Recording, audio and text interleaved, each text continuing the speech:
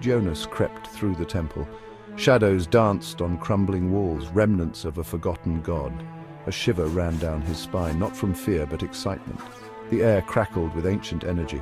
He could feel it in his bones. This temple held secrets, secrets worth killing for. Jonas, a treasure hunter of renowned daring, had spent years searching for this place. The Whispering Temple, they called it, hidden deep within the Amazon.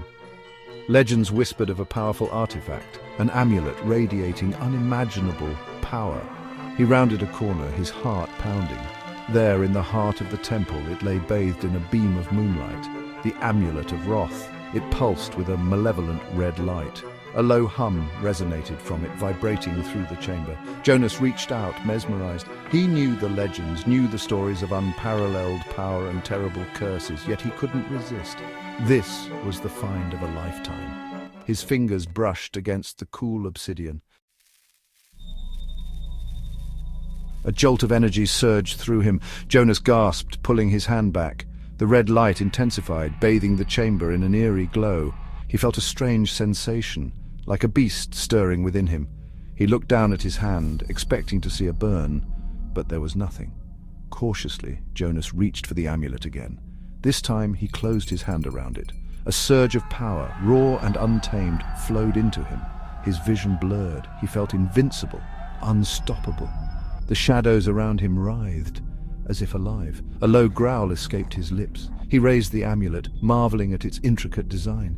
It was shaped like a dragon's claw, the talons digging into his palm. He felt no pain, only an exhilarating heat. He laughed, a harsh, unfamiliar sound. He felt alive for the first time in his life. The power was intoxicating. The jungle seemed to part for him as he emerged from the temple. Gone was the cautious treasure hunter. In his place stood a being of immense power, fueled by the amulet's magic. He moved with unnatural speed and grace, his senses heightened. He could smell the fear in the air. The first test of his newfound power came swiftly. A rival group of treasure hunters, alerted to his presence, ambushed him. They were skilled, but they were no match for Jonas now. He fought with the fury of a cornered animal, his movements a blur. Their blades met his, snapping like twigs. He left them groaning in the dirt, fear etched on their faces.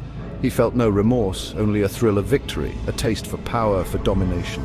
The amulet throbbed against his chest, feeding his rage. He realized he liked it. He liked the power it granted him, the feeling of invincibility. He was no longer just a treasure hunter. He was something more, something dangerous.